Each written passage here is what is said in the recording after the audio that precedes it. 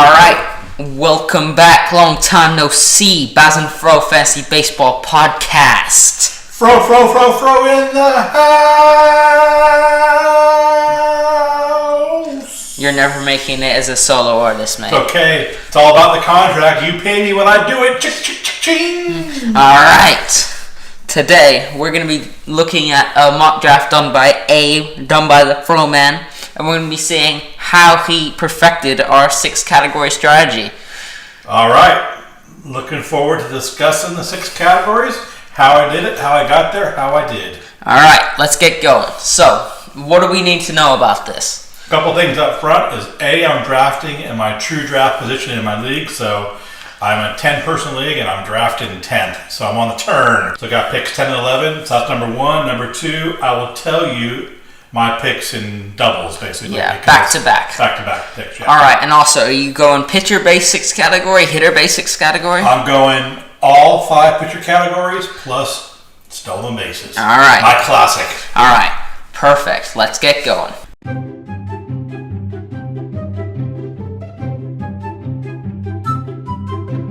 All right, I think that's everything we need to cover before we get going here. So let's see, what number 1 and 2 picks do you got? My first 2 picks went for the Max Man Scherzer, and then went right back another pitcher and went Chris Sale. All right, what a start to a rotation. 2 amazing pitchers. Probably 2 of the top 3 pitchers in the league. Oh, definitely 2 of the top 3. I couldn't think of anybody else who'd be in the top 3. So it took some discipline. I had to walk away from Blackman, Correa, Judd, those kind of players. But I just feel like this is the strategy. Yep. All right. 3 and 4. Do you continue that? 3 and 4 went right back there again. Went Thor and Carlos Carrasco. So, Thor and Carlos Carrasco. You see now we're building the rotation. We're starting to solidify that pitching strategy. 4 categories. You're probably winning right now. Yeah, I think right now you can't. There's nobody in the league who's going to have 4 better pitchers than this. Oh, right? definitely not. Right away, the marker is down. The gauntlet's been thrown. Whatever you want to call it. I got pitching a long way. I'm on my way to get pitching 1. All right, and what's happening next? 5, 6. How we doing? 5, 6. Okay, so I threw a curveball there. And Hitters? Kenley and Kimbrel. Oh, okay. So you're starting to build out the relief part of it. Starting to lock down all 5 pitching categories. It's very nice. I like it. That's it. And I think probably, some would say relievers went a little bit early, but I think if you want to win those categories, you need to have the horses. And those are the 2 horses. Yeah, you got to pick them quite early. Right. All right, let's go. 7 and 8. 7, 8. So 7, I went 1 more reliever in Corey Knebel. Corey Knebel? That Knebel, guy? Knebel. Yeah. What's the big space between the name? What's that about? I wasn't sure how to say his name, actually. All right, yep. But then I went my first hitter. So I went Segura. Oh, Gene Segura, yeah, for the Mariners. Good pick. Solid pick. That's like a 30. That's like a 30 stolen base guy at shortstop. Yeah. All right. What about 9-10? What are we thinking? 9-10. So I went Lorenzo Cain. Yep. Again, trying to get a new brewer. I went through another stolen base guy. And what I like about Segura and Cain is like they both actually have good batting averages too. Oh, definitely. So it makes you competitive in that category. I'm not trying to win that category, but you're competitive. I would say half the time you're probably going to win that category if you've got players like that through your list. Yeah. So I like that. And then 10. Hey, he's hanging around. Jose Barrios. Oh my God! How is he still there? I know. I mean, he had a monster year last year. He's gonna be really good. He's gonna be really good this season. Now I think he's kind of maybe a starter 3, starter 4. Yeah, I got him in the 5 slot. So I have 5 high quality starting pitchers now. I agree. All right, definitely. All right, 11, 12. 11, 12 went right back and got another reliever. So now I'm going into my 11th pick of my 4th reliever already. Yeah. Cody Allen. Oh yeah. Cleveland Indian. So I think again, I'm really way ahead at that position. Can I ask you about the risk of Cody Allen with Andrew Miller being obviously an Indian? How much of the risk do you think that is? I mean, Andrew Miller has been the kind of setup man for a while now. Yeah, exactly. Kind of in that role. So all right. I don't think as much. Yeah, I agree with you. And then I went back to one of my favorite players for this strategy, Mr. Real Muto. Old faithful Real Muto. If you want somebody, again, who's going to be the top stolen base performer for his position, that's Real Muto. Definitely. Another guy who is, not going to hit 300, but he's going to be right up there, and he keeps you competitive in the batting average category. Exactly. All right, what are we on now? 13, 14? 13, 14. So just to preface this whole thing, you're probably doing quite well. Not necessarily in the Yahoo rankings, but you're doing quite well. You're building out your rotation. Your rotation's pretty solid, and your relief pitching is pretty. No one's gonna beat that. Let's be real here. Yeah, I think the thing about this, I would say, I agree with everything. The thing about this is it's hard. I find it hard myself. Like, you've got to be disciplined. Exactly. Because it's easy to see. It's all about the discipline. Like a Cespedes sitting there and think, oh man, I'd like to grab him or whatever. Exactly. But you just don't. You got to stick to what you're about. Yep. So 13, 14. Again, I went for the best stolen base person for his position, Ian Desmond. Oh yeah, Ian Desmond. He's a really consistent player. He had that one great season with the Rangers. He still did really well last season. Yeah. Great ballpark. Yeah, I like that. So again, a 20 stolen base guy at first base, and a guy that's going to hit pretty close to 300. And on a good team as well. On a good team and on a good park. So I like that. All right. And then 14, you know what? I wasn't really looking to draft this guy, but he's hanging around there. I thought, yeah, I'll take him. Michael Fulmer. Oh, Fulmer. I remember you had him the year he kind of broke out. Yeah. And he was like insanely good, obviously. He was lights out. Yeah, all right, I like that. For a starter, starter 6 now? That's pretty impressive. So now I'm in a situation where I will only play them as, when the matchup's right. They're at home against a poor team, that kind of thing. Yeah, of course. 17, 18, is it? All right, 15, 16. Ah, my bad. 15, 16. So went to a guy I really like, Yohan Mercado. Oh, Yohan Mercado. Yeah, I don't know. He's going to be really good. He might be one of the best second basemen this year, especially value-wise, like where you can pick him and what he can perform. That he could be one of the best. Yeah, again, you got a guy who's going to get probably 25 stolen bases. He'll get a few jacks. I'm not targeting jacks, but in his batting average, it's going to be. He's not a 300 guy, but he's probably a 275 guy, so he doesn't kill you with the bat. Yeah, exactly. He doesn't kill you, but he'll do well, and you can afford to have some of those players. When you've got players at first base like Desmond hitting 300, right. You can afford to have those players who can maybe provide with a bit of pop, even though I don't think you really need that. But he's just really good upside, and he could be great trade bait. I think so. I liked him. So then I went back and I got Manuel Margot. Oh, Manuel Margot. I know you're a big fan of Manuel Margot. Well, he's actually kind of a poor man's 5-category player. Yeah, exactly. He's not really a true 5-category player, but he gets you good stats in each one of those 5 categories. Yep. There are a few of them in the back of the draft. Yeah, exactly. He may be like a poor man Christian Yelich or something. Yeah, exactly. So, probably 25 stolen base guys, so I like that. All right, that's your thing. And now, really, we're going on to 17, 18. Who you got?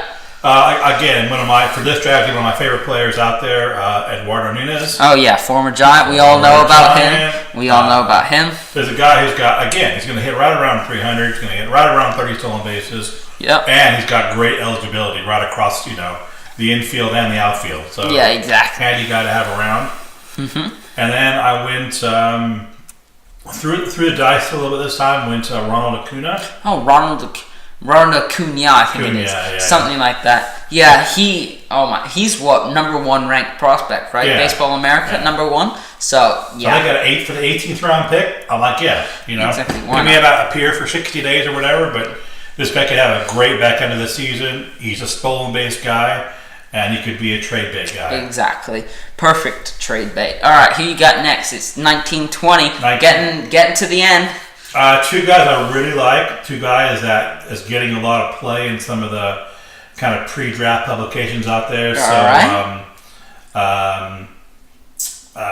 Um's a very good player. I like as well. He's good. I messed up there. So actually, Jonathan VR. So I went him first. Yeah. Okay. Again, just a good stolen base guy, second base outfield, and then a guy I really like getting a lot of this airplay, Austin Barnes. Well, I saw a prediction in a fantasy magazine that everyone owned Austin Barnes, by the end of the season. Yeah. So yeah, that's a good pick. So You've did him a lot in mock drafts, haven't you? Yeah, I like him. Again, he's a guy who's available late. I mean, my view is like your last 5 picks or so, you might dump these guys pretty quickly. So I'd rather go roll a dice on people who have upside as opposed to like. Yeah. Just like, the pick for pick's sake. I mean, so you'd rather have like a Thames last somebody season. Who could break out, yeah. Exactly. They don't do any well, fine, just dump them. Yeah, exactly. Free agent wire, you're not missing out on anything. Yeah. You can easily go pick up someone who could really just break out as well on the free agent wire as long as you're just looking carefully. All right, cool. And last couple. So 21st, a guy again getting a lot of this press in the magazines. Josh Hader. Oh, the Milwaukee guy. Okay, I need to ask you about this. Yeah. So you drafted Knebel, right? Yeah. And now you've got Hader. So what upside do you see in Hader? Do you think he's going to be the closer, or do you think he might be traded? I think either could happen. I mean, some say he is destined to be the closer. Mm-hmm. I mean, I think the thing about the reliever category, it is by far the most fickle category. Oh, out definitely. There. I mean, 2 years ago. Rosenthal. Rosenthal's a great example. Melancon's a great example of somebody. Yeah. Britton. Yeah, exactly. Greg Holland had that bad season. Wade Davis. So I think relievers. We're kind of going off the draft now, but relievers one of those categories for the first month of the season. You better watch what's going on and watch the waiver wire very carefully because exactly. RPs that you don't expect to do much will be all of a sudden. Lead the league in saves. Exactly. And you could pick guys up there. So I'd rather just kind of tuck him away. All right. Yeah, I think that's perfect. And also with the trade deadline, if relievers are doing well. I mean, a couple seasons ago, I remember you had Jeremy Jeffress from the Brewers, and then he got traded and no one knows who he is anymore. He was great closer for one season, and now he's a nobody. Yeah. Nobody, not the closer or anything. And he did a great job for me. I think I ended up trading him, but I got a lot for him because he was the closer. Mm-hmm. So, And then he lost it. All right, last one. So my last 2 picks, I went back to 2 starting pitchers again. Mm-hmm. And the reason why I do that is because I don't have much depth on my hitting bench by design. Yep. So I went for J.A. Happ. Oh, yeah, the Blue Jay, isn't it? Yeah. Again, the guy who's going to get some results. I think you could play him in the right spot. He could do well. Yeah, and then I went Jake Faria. Well, yeah, Jake Faria. He's had a few decent seasons. He's not anything special. None of these players at the end probably will be unless they break out and do something we weren't expecting. Exactly. So my view about these things, when you're trying to win the pitching category, you got to have like a stable of players. Exactly. You may not need to play them every week. Because you could be well up by Wednesday. Exactly. Well up by Wednesday, just park it. Just park them. But you could be down by Friday, and you think to yourself, yeah, I need some help here. Yeah. So I'm gonna throw the dice on Faria and Happ and those kind of players. Well, exactly. I mean, if you're already losing the categories, what do you have to lose, really? I mean, you might as well just throw them. If you're losing ERA and WHIP already, and you need those extra Ks and wins, you might as well throw them. Yeah. So I tend to have maybe one extra batter sitting on my. Otherwise, I sometimes just go a very skinny sort of a batting lineup. All right. I like to have a lot of pitchers to pull from. Yep. All right. So at the end of the draft, what grade did you get? Yahoo loved my draft. I mean, you could say what you want about Yahoo Analytics, but yeah, I gave me an A. All right, that's pretty good. An A. I mean, you're getting into Stanford with that. So well done, A. Well done. That's a pretty good draft. I think it's a good example too of the category where I won all the pitching categories. Mm-hmm. Was very competitive on stolen. Well, no, I won stolen bases as well. So I won 6 categories on this draft, and was actually quite competitive on batting average too. I mean, top 4. So I'll win batting average. So you won 6 categories. Yeah. So I mean, hey, it's only a draft, right? They have to happen. It has to actually play baseball in the field. But I mean, you can't do any better than that, right? No, when you go into the season and you look at how everyone fared lineup wise, you think, I'm ahead in 6 categories. That's a pretty good feeling to have. Yeah. All right. I get slaughtered in home runs. I get slaughtered in RBIs. I get slaughtered in. I don't get slaughtered at runs, but I'm not competitive at runs. Yeah, but that's okay. That's the nature of the strategy, right? That's the strategy. You got to be willing to accept it. Like if you're doing a hitter-based strategy and you're going for Ks, I think you'll see it. You might see this in my mock draft that's coming up soon. We'll be uploading it soon. I didn't draft a single reliever because I just don't need them. If I'm not, you either go all in for saves or you don't go in for saves. There's no requirement that says you need relief pitchers. They're just a relief pitcher slot. So those people who draft like 1 or 2 relief pitchers, I don't get it. Exactly. Either draft 4 or 5 or draft 0. Exactly. Either go in or don't go in. Yeah. Don't hang out in the middle. Anyway, that was Abe's mock draft. Abe Froman. Well done. Well done. Well, the whole point of this mock draft, in response to some viewer questions, is to show the 6 category strategy in action. We'll do a few more of these because I think it's a really good way to look at a draft. I think too many people try to draft to win every sort of category, and you end up being competitive in every category, but you know what? Yeah. You're only winning half the time. So. All right. So we're gonna end it there, and we'll probably see my mock draft next that I did. It was yesterday, really. Yep. And that'll be up next. But yeah, thank you guys so much for watching. Sorry for the little break in uploading. We had some travel going on. But anyway, thanks for watching, guys. See you soon.